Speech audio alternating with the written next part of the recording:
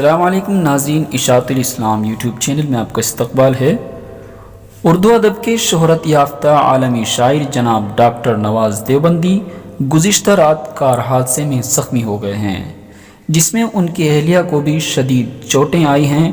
Doctor نواز دیوبندی کے صاحبزادے سے ملی اطلاع کے مطابق یہ حادثے کا واقعہ میرا پور کے قریب پیش آیا ہے۔